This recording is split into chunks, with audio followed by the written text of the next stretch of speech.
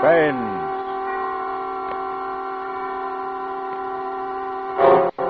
Radio's outstanding theater of thrills brings you an hour, a full 60 minutes of Suspense. Directed by Anton M. Leader and produced by Robert Montgomery, who tonight also stars in a play entitled In a Lonely Place by Dorothy B. Hughes.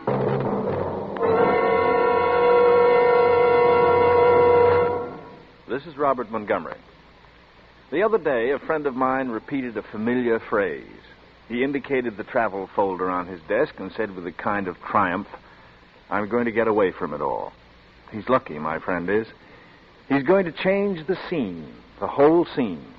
New horizons, new vistas, new people, or no people at all. New thoughts, or no thoughts at all. He has a rendezvous with a cloudless sky and a peaceful stream and the easy whisper of the wind. Only time stands between him and a fresh beginning. Indeed, he has a lonely place where there is no loneliness. Yes, my friend's lucky.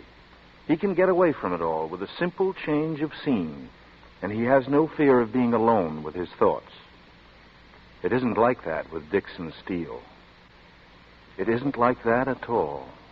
And so, with the performance of Robert Montgomery as Dixon Steele, and with our play In a Lonely Place by Dorothy B. Hughes, we again hope to keep you in suspense.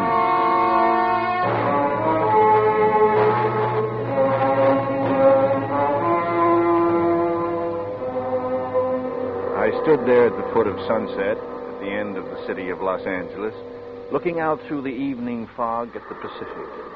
The swirling mists kept lifting themselves like gauzy veils, coming up to touch my face. There was something in it like flying, the sense of being lifted high above the crawling earth, of being part of the wildness of air, and something more, of being wrapped tight in a strange world of fog and cloud and wind. I had liked flying at night, but the war's ending had finished that. Since then it had left me, that feeling of power and exhilaration and freedom that came from being alone in the sky. But here, tonight, at the edge of this noisy, fog-drenched ocean, I had it again.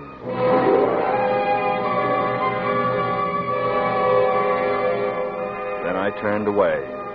I was already late for my appointment with Brubb and his new wife.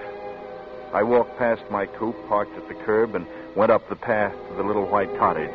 The lights from the living room windows made little concentric circles in the heavy fog. It would be good to see Brubb again. You old son of a seeker. What do you mean by not calling us before now? Let me see you. It's the same boy, Brubb. I haven't changed a bit. And neither have you. Oh, sure I have, for the better. And this is why. Sylvia, this is Dixon Steele. Hello, Dick. Oh. We're old friends, really. You've been Brubb's favorite topic of conversation as long as I've known him. Well, we flew together, Sylvia. Brubb took care of me like a big brother. You needed some looking after, Colonel Steele. Remember the night in Soho? Save it for later, mister. And it's not Colonel anymore. The Army made me a gentleman, gave me the only mark of distinction I've ever had, and then took it away from me. Say, why didn't you tell me you were married into such a lovely girl? Well, thank you, Dick. Tell you. You called me up 5 months ago. Last April the 8th, to be exact. Told me you'd just get in and let me know as soon as you were located. That's the last I heard. You checked out of the ambassador 3 days later, and you didn't leave a forwarding address. How could it tell you anything? Keeping tabs on me, Brubb? Oh, trying to find you, you crazy lug. And here I am. It's like being home again. Well, brief me, boy. What have you been doing, and how's it going? Slow, Brubb, slow.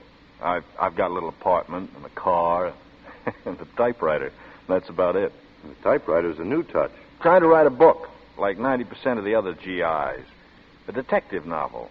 My rich Uncle Fergus back east is staking me for a year to see what I can do. He calls it giving me a hand over the period of my readjustment.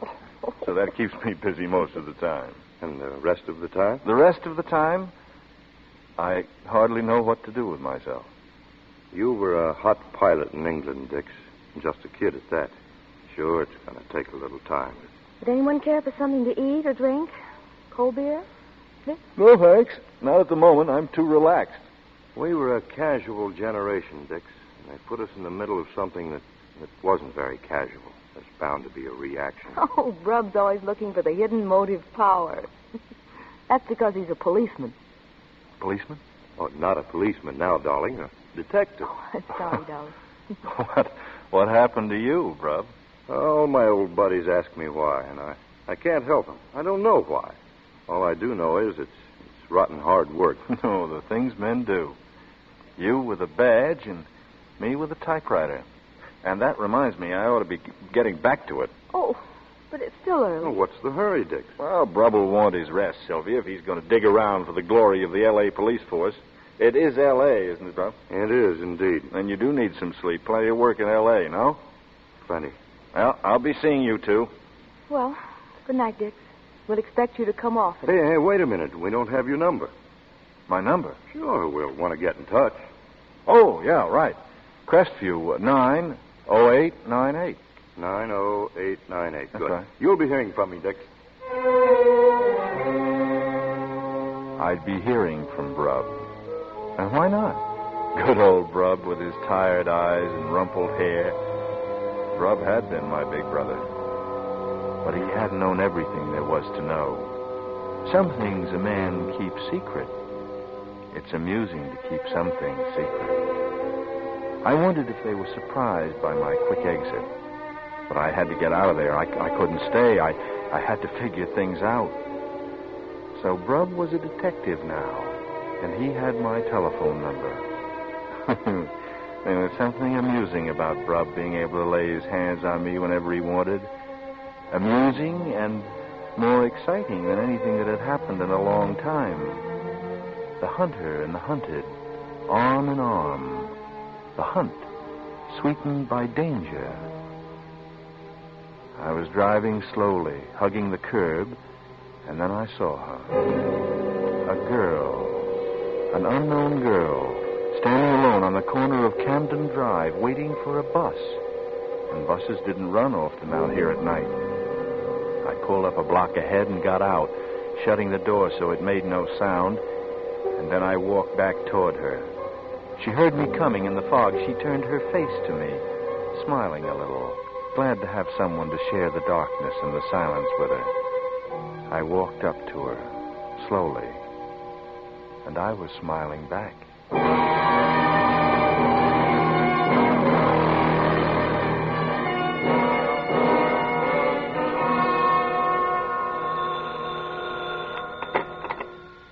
Yes, hello? Hello, Dix.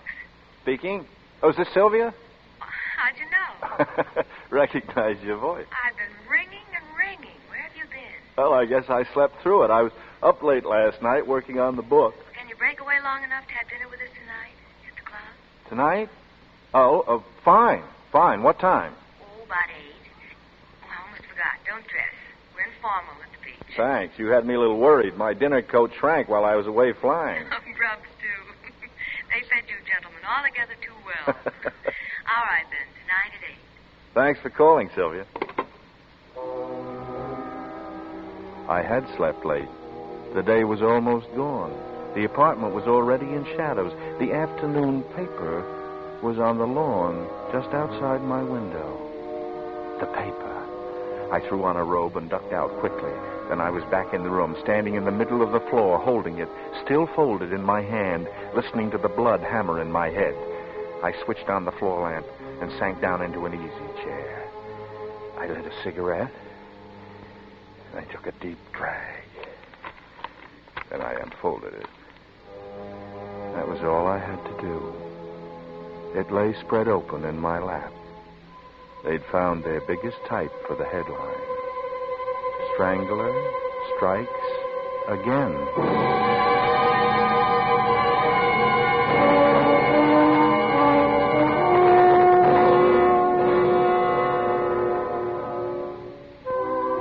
Huh? Dick's over here. Oh, hello, Sylvia. Where's Brub? He called at the last minute to say he'd be detained. It's like being married to a doctor. Would you like a drink meanwhile? Here he is now. Oh. Sorry to be late, darling. Hello, Dick. Hi. Glad you could join us. You look exhausted, Brad. Hard day? Haven't you seen the papers? No, I didn't get a chance. Why?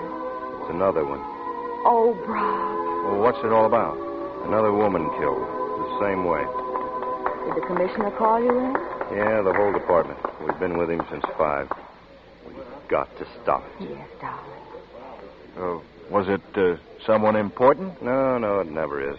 Oh, I forgot you're just a visitor, Dix. You see, the only pattern we can find is in the time schedule. They come 1 a month, regularly. It must be stars, Rob. Wouldn't you like to order? In a minute, baby. I want to unwind. Have a highball anyway. Malcolm. Yes, Mrs. Nicolai. 3 scotch and sodas, Malcolm. We'll order later. Certainly, ma'am. The first one was about 4 months ago. May, to be exact. May 16th, the night before my birthday party. It was a girl down on Skid Row. She was a nice enough kid, dancer in a cheap joint. We found her in an alley. Strangled. No clues. And that was number 1? Yeah. In June, number 2. We found her in Westlake Park. Wasn't any reason for it. A nice, normal girl, young and attractive. She'd been killed the same way. And no clues. And then the others? Last night was the 4th. No motive, no connection between any of them. Oh. And never the same neighborhood. And last night? Beverly Glen Canyon, up where it's country. She was lying in the brush at the side of the road. There were about 500 car tracks superimposed on that particular stretch, so it wouldn't do any good to lift them. But we've got one clue, a great one. We know the killer uses a car. How can you tell, bro? Well, her name was Mildred Atkinson, and she'd been playing bridge with 3 girlfriends in Beverly. At 11, she and another girl went out to the bus stop together. A friend caught a Wilshire bus and left Mildred behind, waiting for a Hollywoodland. So how did she get up to the canyon where we found her this morning? It's a long way. The answer is she went for a ride. Where's that drink? Just another minute, darling. Los Angeles is too big, too sprawling. You can't patrol every street every night. He's safe. He's insane, of course. Sure he is. A maniac walking the streets. Mild-mannered and soft-spoken and looking as normal as anyone. A homicidal maniac. I sat there watching Brub's angry black eyes and Sylvia's white pallid face. He's insane, of course. Their imaginations were poor, blunted little things reaching only as far as the obvious. He's insane, of course. So that was to be the chorus. What could they know of the world of imagination and beauty in which a sane man, as sane as any, could kill and kill again? Don't you like to drink, Dick? What? Oh, sure. Lost in a fog, eh, boy? But I know why. Do you? Could it be that little Banning girl over at the next table? Could it be that she reminds you of someone? Well, I don't know what you're talking about, Brub. What girl at what table? Now he sees her. What's the mystery about Betsy Banning?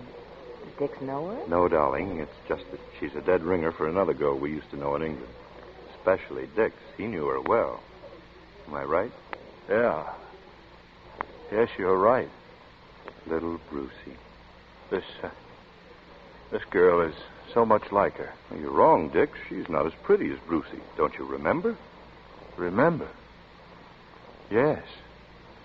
I remember Brucey. But I didn't want to remember Brucey. Brucey of the sea green eyes. Brucey whom I had loved and wanted and needed. No, I'd been through it before. It was now that mattered. It was today in Southern California, 6,000 miles away from her, with something else hammering in my head to be looked at and examined. What? Oh, yes, tires.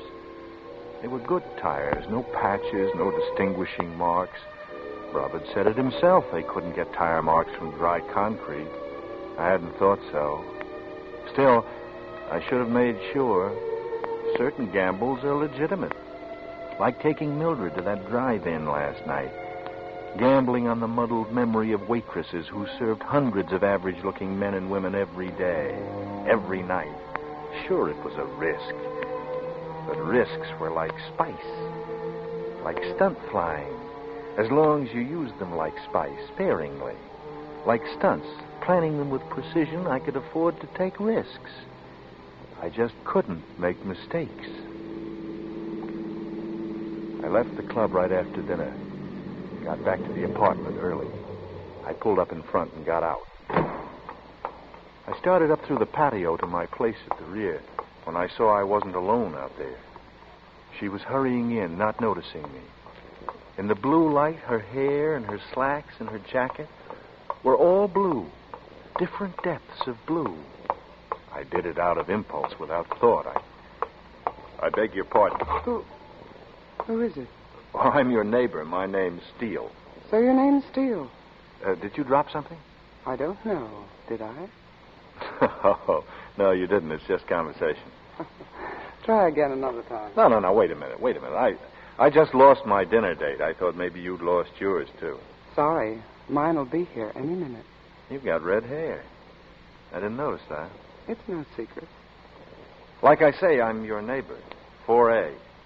If you do ever lose a dinner date, let me know, will you? I'll be sure to make a note of that. Good night. I got some cold beer and some cheese from the refrigerator and draped myself over the divan. The night was a scorcher. A Los Angeles September night. I lay there eating and drinking and waiting for it. Not that I thought for a minute it would come, but I was waiting for it, and it did come. Oh, it's you. I've just lost a dinner date. Well, come in. Maybe you'll find him here. I hope not. I told him I had a headache and was going to bed, and that I was disconnecting the phone, that I still want dinner. You mind if I finish my beer? Go ahead.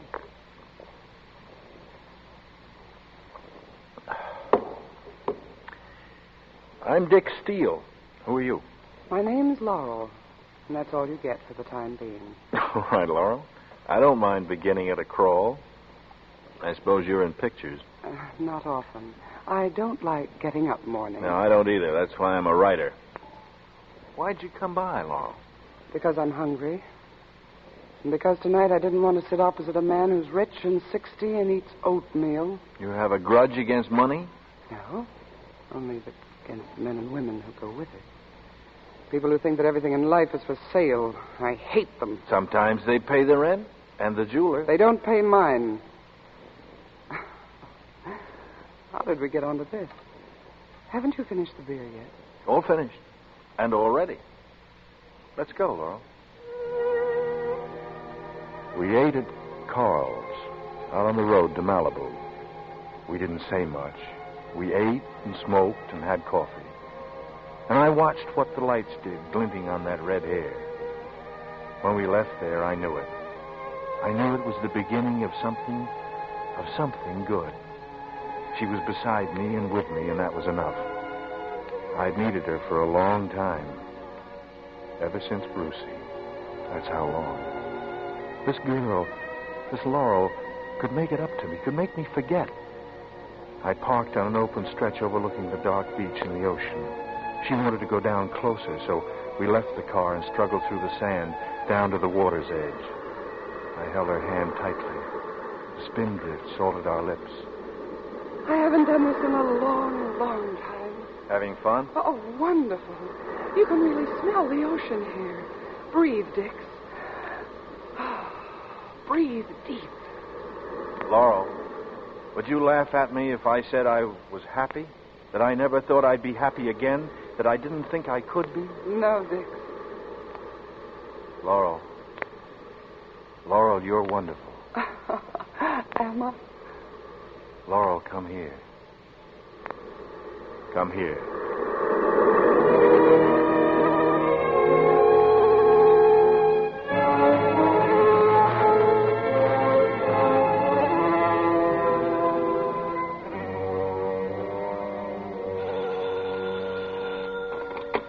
Hello? Hello, Dix. It's Brub. Did I break into your writing? No, not at all. What's up? Who was that redhead I seen you with last night? What are you talking about? Where did you see me? Oh, you didn't see us. We were pulling out of Carl's restaurant when you went in. Sylvia spotted you, and I spotted the redhead. There are always people looking, Brub. There are always eyes to see. Why, sure, boy. You can't take a step in this world, you know that. But listen, how about lunch? Fine. What time and where? Noon, at the Beverly Hills station. Beverly Hills Station. Police station, kid. Pick me up there. Okay, Brub. I'll see you there. Noon.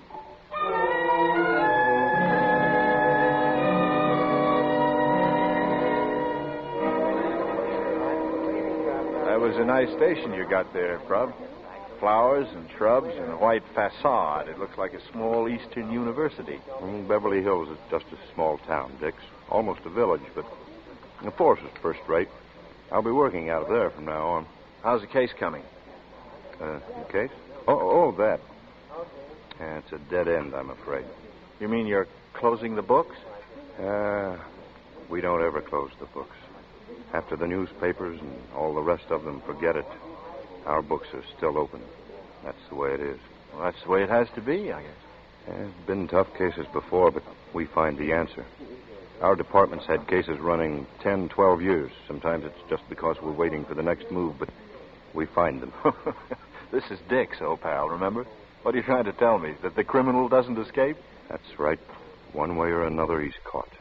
Sometimes it's because he's caught there in that lonely place, living with himself. So it ends in suicide or the insane asylum, but there's no escape. You were saying the other night that this killer is insane. He is. I can't figure it. He's been pretty smart, hasn't he? The insane are more clever about their business and more careful, too, than the sane. It's normal for them to be sly and secretive. That's part of the mania. But they give themselves away. How do you like this apple pie? Just like Mom used to make. How do they give themselves away? Yeah, they repeat the pattern. Now, take the strangler. Look at his pattern. I don't see any. I must be writing a lousy detective novel. Okay, look. It's a girl at night, alone. He comes along in a car. She accepts a ride. You're positive about the car? It has to be. My theory is he didn't use it on the last one, on Mildred, until he'd made the approach on foot and lulled her. She was waiting for a bus, and he's waiting on the same corner. They get to talking. He invites her to have a cup of coffee, and then he mentions his car isn't far away, and he'll give her a lift. He takes her to the drive-in. Drive-in? What drive-in? Oh, that's something new. One of the car hops recognized Mildred's picture after the story broke. She remembered her coming in with a man and ordering coffee. Good girl. That's a big help. Yeah, it is. And the man, did she remember him? It could be you or me or our grandfathers. No, she couldn't remember. Half a loaf is better than none, eh? I've got to go up to Beverly Glen, the scene of the crime. Want to come along? Well, I had a date. Come on. I can give you a better idea of what we're up against. All right. I'll charge it up to research on the book. Good. Shall we take your car or mine? What was that? My car? Why? Was Brubb suspicious? Did he want my car back up on that street? That street? Was this lunch arranged? No. I'd already hesitated too long in answering. It couldn't matter which car. It had been too late and too foggy. Did you say something, Brubb? I'm sorry. Thinking about the redhead, I said, whose car do we take, yours or mine? Oh, we might as well take mine. You don't mind another passenger? Not at all. The chief wants to come along, Jack Lochner. We'll go back by the station for him.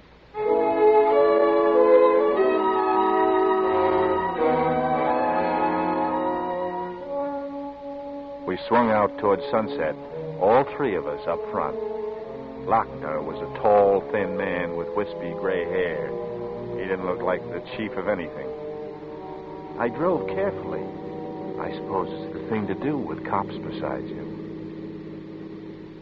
Nice day for a ride. Yeah. Okay, so I'll shut up. This is it, Dix. Turn right, Beverly Glen. My hands began to sweat. If Brubb hadn't called out, I knew I would have turned onto that street myself automatically. And I was a visitor from the east who didn't know the country very well. There was tension in my hands and arms, fear that I might recognize the place at the side of the road and react to it. And then slowly, I relaxed again, realizing that I didn't know the road, that I could never find the spot, even if I wanted to, for it had been dark. We climbed into the valley. There was a chill in the air, and the sun was far away. Nobody spoke. These two men were on a case that had them tired and sore. It wasn't the time for a conversation piece. I drove on, waiting for somebody to tell me to stop. Here we are. Huh? Just pull up along here, Mr. Steele, if you will.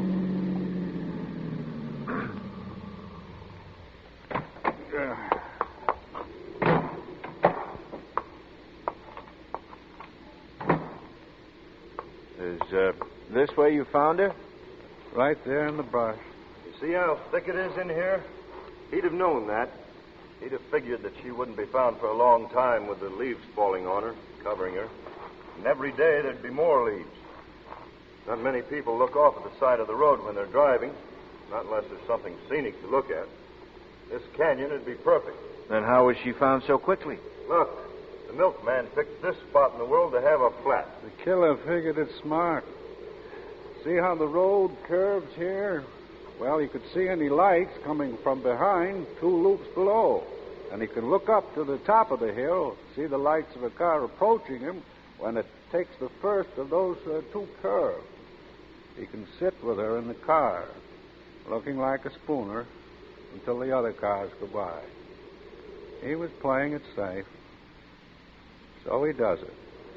He opens the door of the car, he rolls her out into the leaves, and he's away. No chance of being caught at it. And strangling's the easiest way. Yes. Yes, that makes sense. How about it, Brub? Find anything? The experts have been over every inch with their microscopes. He won't find anything. But he wanted to have another look around, so I came along. Well, it seems hopeless to me, Mr. Lochner. If there's nothing here, of all places, where can you look? There's only one place we'll find anything. And where's that? In his car. In the murderer's car? That's where the evidence is right now. Enough to send him to the gas chamber. Huh. Cigarette, Captain Lochner? Yeah, thanks. Got it? I got it. You haven't been able to get a description of that car yet, have you? Not yet. We're working on the people at the drive-in. One of them is going to remember it. And when you find it, then you'll go through it for those clues that you were talking about. Hairpins and lipstick? No, Mr. Steele. Nothing like that. What then? Dust, Mr. Steele. Dust? You heard the man, Dix. He said dust. Like this stuff all over me. No matter how much I beat it, I can't get it all out. Yeah, that's dust. We've got dust from the drive-in, dust from her clothes and her shoes, and dust from here, from a little thicket off Beverly Glen. 3 different kinds. And all of them in his car. Oh, that's really fantastic. And even in 10 or 12 years, the dust will still be there. Some of it will, yes. You want my opinion of this case, gentlemen? The strangler doesn't have a chance. I swung the car around and we rolled back down the canyon and into town. They were sitting beside me again, up front, sitting on the dust they wanted so desperately, breathing it into their lungs, having it settle on the flesh of their hands and their faces and in their hair.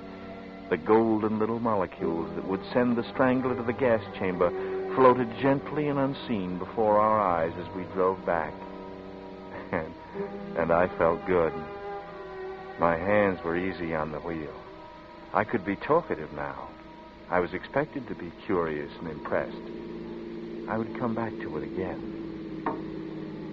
Did it help you, Brud, coming back? No, I didn't find anything. Didn't expect to. You know something? He's from the East. He is? Oh, you mean the waitress recognized an Eastern accent? No, he talked just like anybody else. No accent. That's just Lochner's reconstruction. He's from the East, I know that. He's a mugger. I'm afraid I don't follow you, Captain. What's a mugger? Certain gangs used to operate in New York. One man would get the victim so, you see, with his right arm, and the others would rob him. Until they found out it could be a one-man job. You don't need more than 2 fingers to strangle a man or a woman. He's a mugger. He doesn't use his fingers. There aren't any finger marks. He used his arm.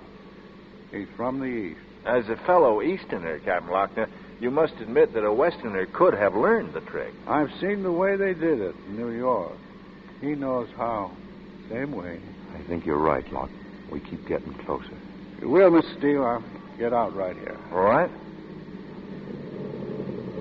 Thanks for the lift, Steele. Thanks for letting me go along. I'll see you at the station, Bob.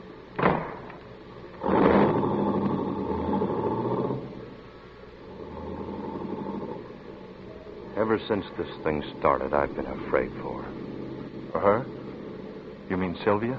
She's lived in the canyon all her life. She never had any fear, wandered all over it any time of day. But the canyon at night, the way the fogs come in, it's a place for him, and I've scared her. She's alone so much I never know what hours I have to keep. You know our street, how dark and lonely it is, and the way our house is set up there. Oh, I'm the one who scared Dix. I've infected her, and I can't help it. I can't pretend. Until we've caught him, she isn't safe.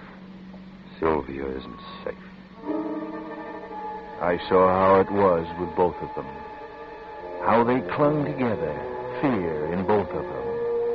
The woman fearing to have her man close on the heels of a murderer, and Brub afraid for her because she was a woman, because she was his woman, and women were being stalked in the night. And yet, even though he was afraid, he would leave her, because he was a hunter, and this was a big hunt for wild game. Yeah, wild game.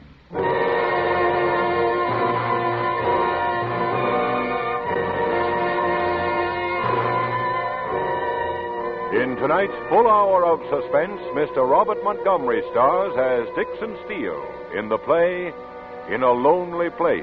Tonight's study in Suspense.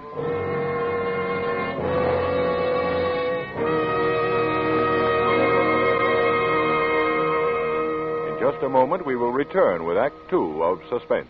This is CBS, the Columbia Broadcasting System. And now, back to our Hollywood soundstage and Act Two of In a Lonely Place, starring Mr. Robert Montgomery in a narrative well calculated to keep you in suspense.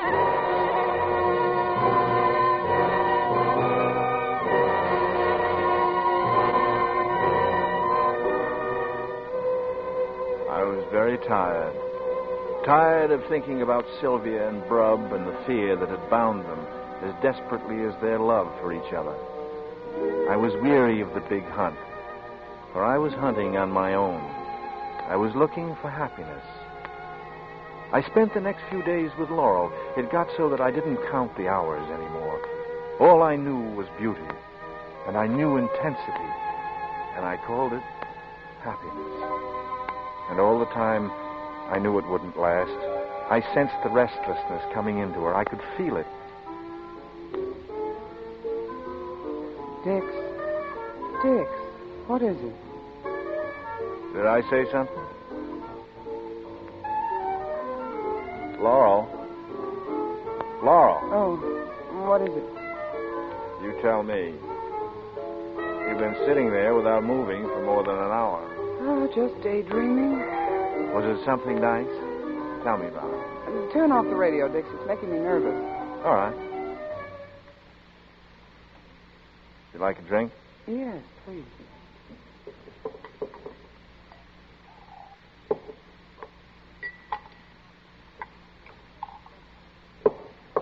Thanks. You know what we ought to do tonight? Go out on the town. Put on our Sunday best and have the biggest dinner on the menu. The sky's the limit. How does that sound? Where do you want to go? To a drive-in? Dix. I'm sorry. I seem to be all thumbs. Oh, here, let me make you a note. No, that's all. I didn't want it anyway. No, baby. No drive-in for you tonight. You're not the drive-in type. What type am I? The Ciro type, baby. Expensive and plush and chromium plated. Ciro's, that'll do fine. I'll call and reserve a table for 10 o'clock. Save your money. You can take me to a drive-in tonight. I won't take you to a drive-in. Why not? Are you afraid someone might see you there? Is that why? What do you mean by that? I mean you keep me hidden away from sight, as if we might run into some of your friends, like that Brub and Sylvia, as if I wasn't good enough for you. Oh, look, baby, relax. You're not making sense. Didn't I say I wanted to spread out tonight, get dressed up for once, and go to Ciro's? Hide you away. You come with me tonight, and I'll show you off for everybody to see. No, I'm tired. I don't want to get dressed and go places. All I want is to go up to the drive-in. We're not going to the drive-in. We're not going. Dix, you're hurting me.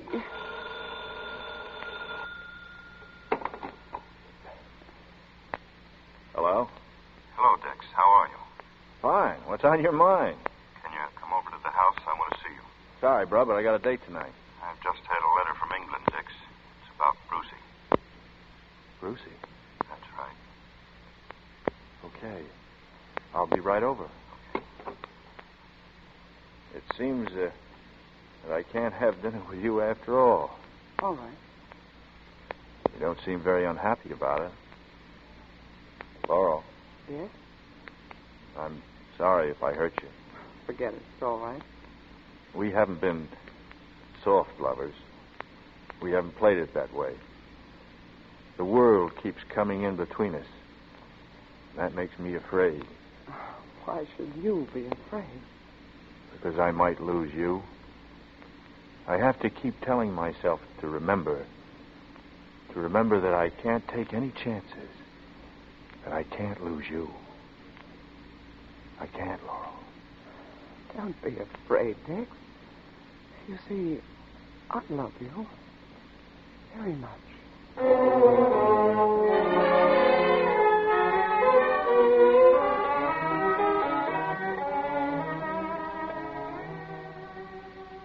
Have a chair, Dix. All right? Would you care for anything to eat? No, thanks, Sylvie. I just finished him. Remember Adam Tyne, Dix? No? Sure you do. The flight commander from Bath. Nice, quiet fellow. We saw a lot of him that spring of 43. Well, we knew a lot of fellows over there, Brub. I don't remember. Well, it's not important, except that I've had a letter from him. First one in more than a year. It's a sad piece of news, Dick. Let's have it. Brucey is dead. Brucey is dead. Brucey. Oh, Dick. Dick, I didn't know. I'm sorry, Dix. I guess none of us realized how much you and Brucey... Brucey. We didn't know, Dick. No. How could you? How could anyone know? How did she die? Buzz bombs? No. Well, then how? How? She was murdered. Murdered? Yeah, murdered. Well, how... Why? Why? Who? The police have never found out. Better not talk about it, Dix. Well, I want to talk about it. I want to know who did it. Why should anyone kill Brucey? They don't know. The family missed her for 2 weeks. When she was found, it was in a rocky cove. She'd been strangled.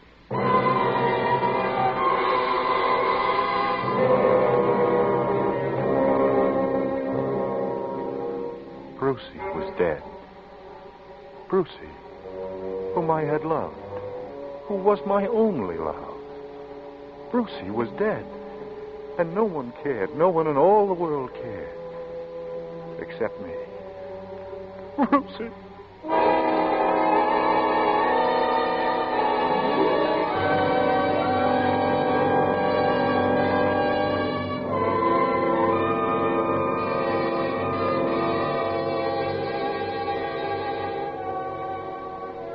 I called Laurel when I got home that night. She didn't answer. I stepped outside and looked up to her apartment across the patio from mine. It was dark. She didn't come home at all that night, or the next day, or the next night. No word from her, not a sign, nothing. The following morning was a dirty gray rag. I called Laurel's number once more. No answer. I had to get out of that cramped room, away from the unremembered shape of my dreams. I didn't take the car. I wanted to breathe, to put motion into my body. I walked as far as Wilshire and then went up to Beverly Drive to my favorite delicatessen. Dick. Hi. Where'd you spring from? Well, a guy gets hungry, Brub. How are you, Captain Lockner? Fine, fine. Good to see you again. Slide in. Okay, thanks. Would you like to order now, sir? If you please. Salami sandwich on rye and a beer, please. It'll be just a few minutes. Well, more trouble in Beverly? No, same old case. We're not going to let it happen again, that's all. And you think it comes from this neighborhood? It's the last clue we have. We pick up a little more each time we check. Yeah, but where do you check? How? Yeah, we've been talking to the help again. At the drive-in where he stopped with her that night. Any luck? I don't know yet. In these neighborhood spots, a lot of people come by to eat regularly. I got to thinking about it. There must have been some of the regulars around that night when he took Mildred in for coffee. The nerve of it, driving in there, coming in under all those bright lights and gambling that no one would remember what he looked like. Like you and me, bro. An ordinary man. Yeah, an ordinary man with the nerve of a jet pilot. I see what you're after, bro. Have the help ask questions of the regulars when they come in. Were they at the drive-in the night of the murder? And did they see the couple? That's it. And I suppose you're hoping this fella's a repeater, too. And that'd be a break, but there's no chance. No chance except for his nerve.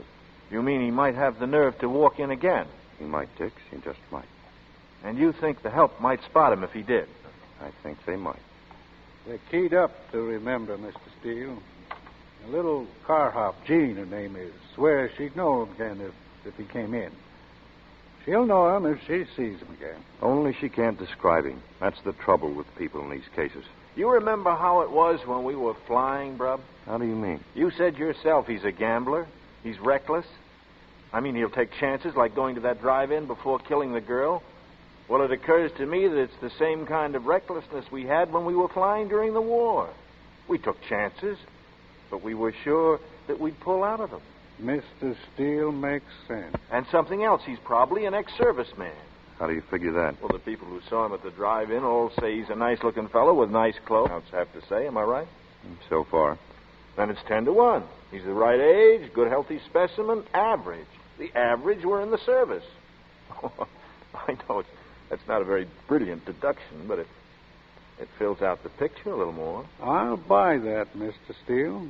Yeah, I will, too. Well, I'll be getting back to the office.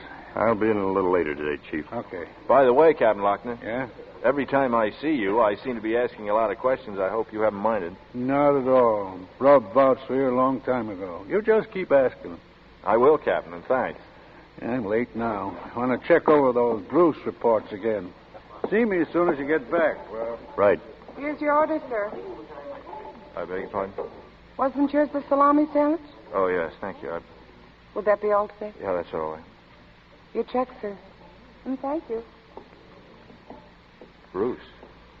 This is a pretty common name. There must be 100,000 in the United States. At least. And hundreds in Los Angeles. Yeah. He said he was going to check the Bruce reports. It's not the same one, Rob.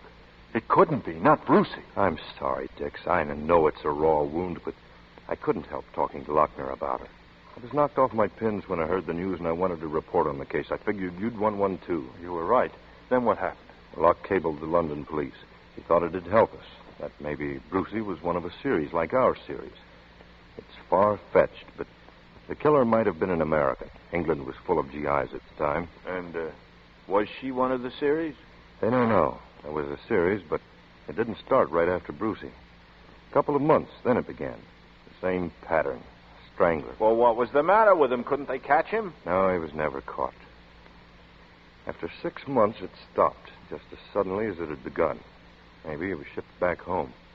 If I could ever find him, if I could ever get my hands on him, the man who killed Brucey, I guess we feel the same about that.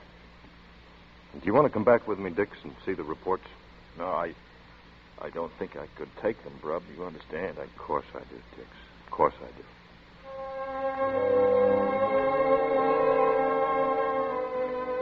I went back to the apartment and lay on the divan for the rest of the afternoon, thinking about Brucey, strangled, so many miles away. And Laurel, who lived just across the patio from me and had disappeared as if the earth had swallowed her. I thought of them both, and soon their figures swam together in my mind and were commingled so that they became one. It was already dark, and I found myself very hungry. I got in the coupe and drove over to Wiltshire, not knowing where I'd eat. Past the Savoy, Romanovs, the tropics, and then suddenly, the brilliant lights of the drive-in glittered ahead of me. I didn't stop to think. I twisted the wheel and pulled into a parking space right up front, right under the lights. They were looking for a man of my height, a man of my build. I was here for them. I'd come. 2 young fellows were in the car to my left, a middle-aged couple to my right.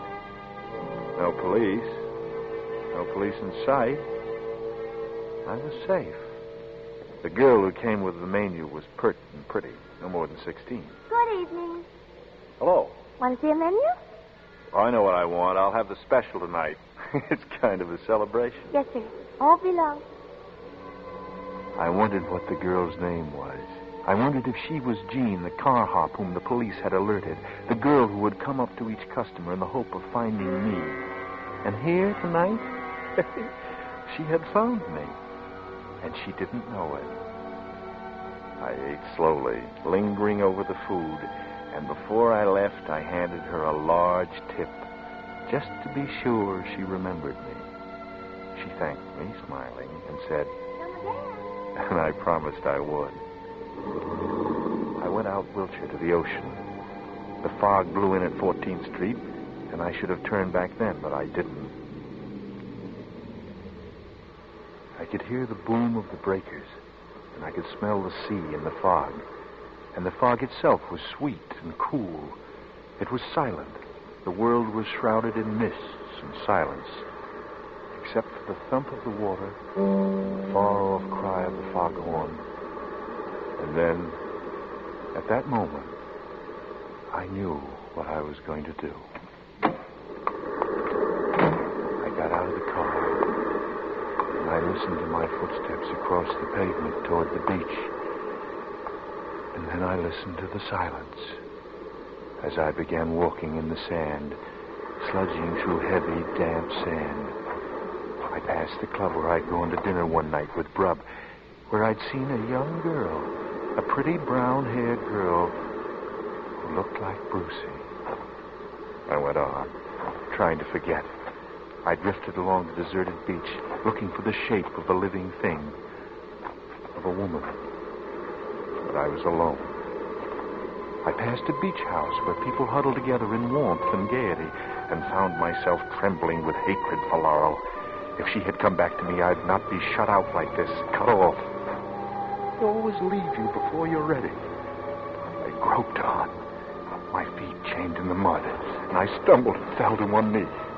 I stayed there, my head buried in my arms. I was there for a long time, lost in the world of swirling fog and crashing wave, lost in a lonely place, and the red knots tightened in my brain. Suddenly, something came running through the darkness. A small, dark shape circled upon me, and I realized it was a dog, a friendly terrier. I stroked it gently and held it close. And then there were footsteps coming over the sand. I could feel my blood begin to pound with excitement. Where there was a dog, there was a master, or a mistress. The sound of the steps came closer, and then she stepped forward out of the fog. I looked up from the dog and said, "Hello." And then I smiled. She couldn't know that behind that smile lay my hatred of Laurel, my hatred of Brub, my hatred of Sylvia, my hatred of Lochner, of everyone in the whole living world, of everyone. But Brucie. And Brucie was dead.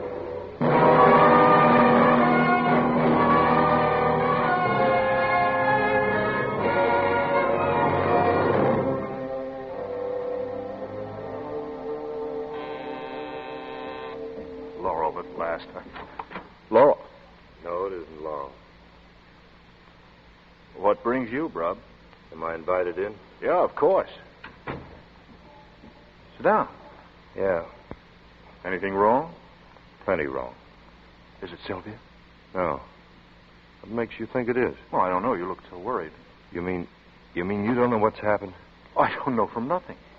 I awoke to a beautiful morning, the birds singing, the California sunshine, and I decided it was a day for the beach. I've been out there all day riding the breakers. Oh, wonderful sport. You were at the beach today? Sure. What's wrong with that? He was out again last night. The strangler. He did it on the beach. Bro. Again? The little Banning girl. Betsy Banning. You remember? The girl who looked like Brucie. Yeah. I remember. When I get him, and I will get him, I'm going to kill him. I'm going to kill him with my hands. The way he likes to do it. Oh, now take it easy, Brub. Would you like a drink? She always took her dog out for a run at night, no matter what time it was. She wasn't afraid. She was like Sylvia. The ocean was always something safe, something good. She had her dog. And the dog? Buried in the sand. Dead. Strangled. Poor fella. Right on time. Just about a month. On the nose every month. And no clues? On the sands, no clues, no buttons, no fingerprints, no cigarette stubs, no match folders, not even a calling card. Well, there's not much I'm good for at a time like this, but if there's anything I can do, Brub, anything... I was in the neighborhood. I had to stop by and talk. I'll be going now. Thanks, Dix. Anytime, Brub. You know that. Anytime.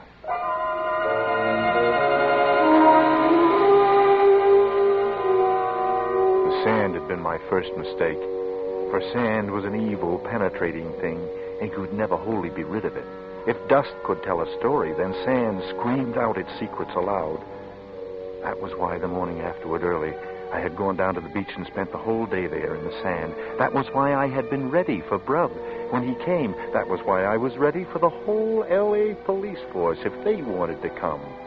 After Brub left, I went out of the house and drove to the cleaners on Pico and left a bundle of dirty clothes.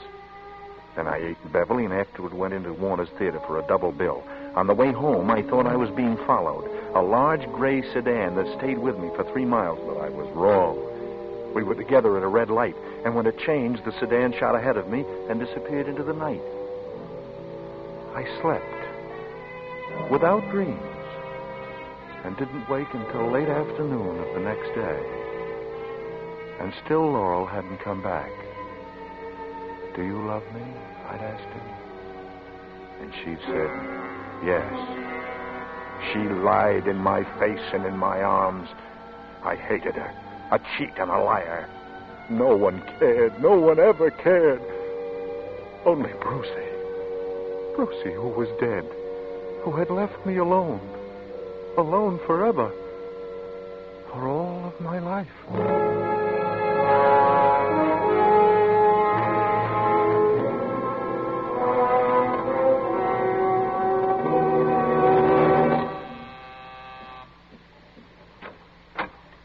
Steele?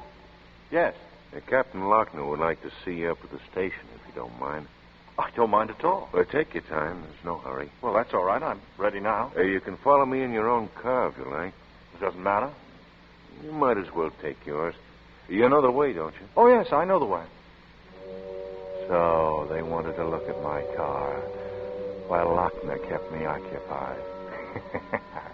I laughed out loud driving over. Let them crawl through it. Let them look at the sand and the dust. Let them make casts of the tires. It didn't mean a thing to me. It only made the game more exciting. Thought maybe you could help us, Steele. I'd be glad to, Captain. You name it. It's the Bruce case, the English girl. I understand you knew her. Yes. Brub and I both knew her. Wonderful girl. I've been doing a good deal of thinking about Miss Bruce. Brub told me your idea. It could have been the same man. I got a list here of American men who were friendly with the Bruce girl. They were all in England when it happened. Just look it over. See what you can remember about these men. Anything they might have said or done. Here. Oh. I see Brub's name is on it. Yeah. Mine, too. But you'd been transferred before then, Dix. My transfer wasn't completed until after I got back from Scotland. I had a month's leave accumulated. You came home after that? No. I was sent to Paris and into Germany on the cleanup. I was overseas another 6 months. What about the men on that list? I can't tell you a thing against any single one of them. They were all good men. Not one could have had anything to do with this. It's impossible. Okay. Brub's been telling me the same thing. It's another dead end. Well, that's enough for the day. Now I'm going home to sleep for 20 hours. Thanks for coming over, Steele. Good boy, Dix. Why? Because I stood up for the fellas? You did, too. We had to. I never knew about Scotland. How'd you like it up there? It was wonderful. Because she was with me. Brucey. She loved it there. And I loved her.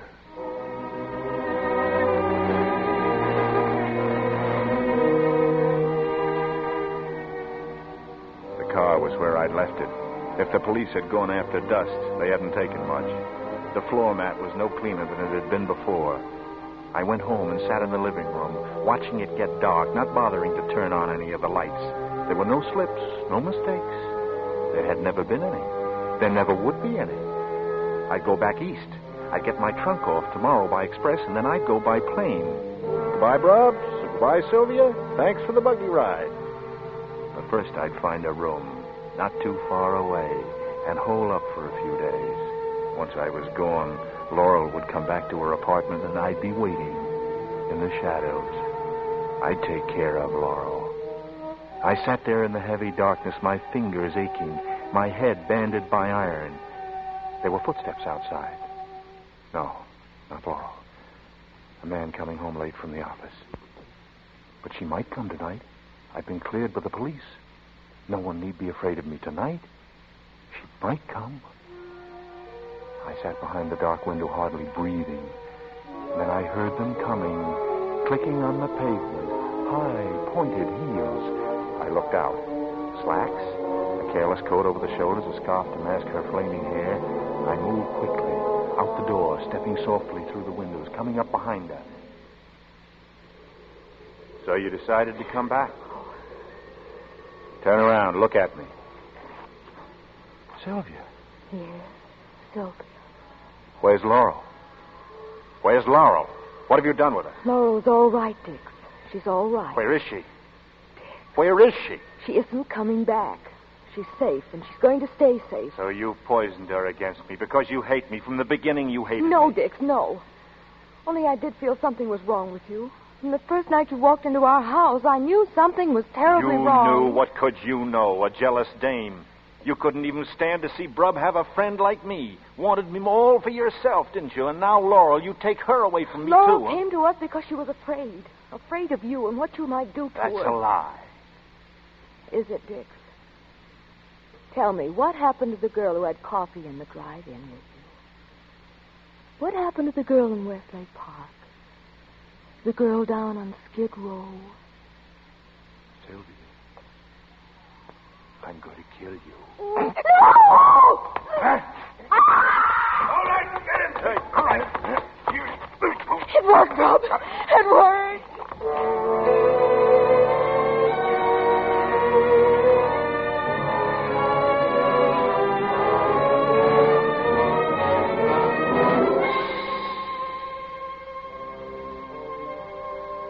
We were all in my apartment. Lochner and Brub and Sylvia. And some of the boys I'd seen from the Beverly station. They put on the lights and sat me down on the divan. And they stood around looking down at me. All of them but Sylvia. They stood between me and the chair in which she sat huddled. And Lochner was looking down to talk to me. I'm arresting you on suspicion of the murder of Mildred Atkinson. That's very funny. And suspicion of the murder of Betsy Burney. And the attempted murder of Sylvia Nicolai. Have you anything to say? Yes. I think you're crazy. Listen to me, Dix. It's no use. We have Mildred Atkinson's fingerprints in your car. There's only one way they could get there. Would you be lying? You, an old friend, just to trap me? And we have the dust. Do you know what a good lawyer could do with your precious dust? I'm not through, Dix. There's quite a bit of lint from the Atkinson girl's coat. Lint? And there are hairs from Betsy Banning's Scotty dog. We found them on the suit you took to the cleaners.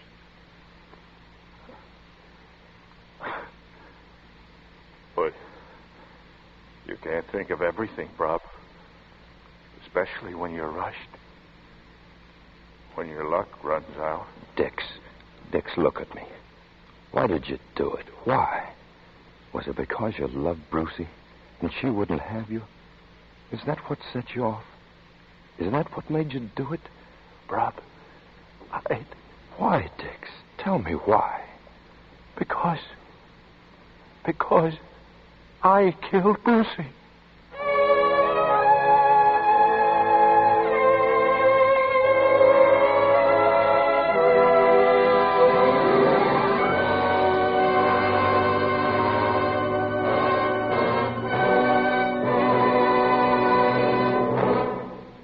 This is Robert Montgomery again, with thanks to our cast for their splendid performances.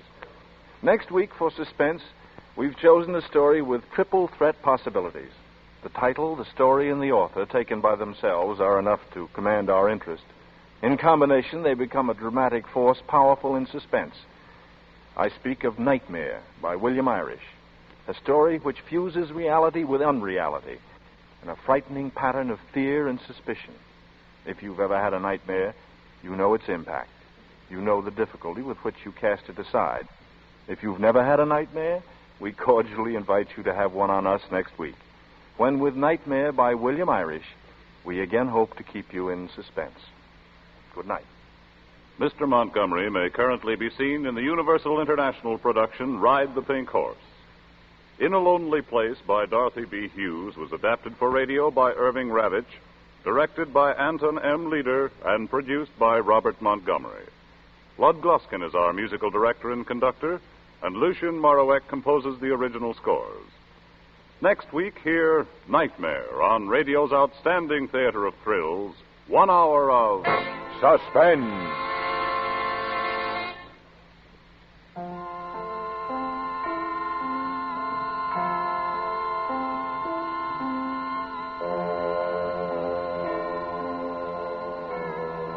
Remember to give gladly to the 1948 Red Cross Fund. This is CBS, where 99 million people gather every week, the Columbia Broadcasting System.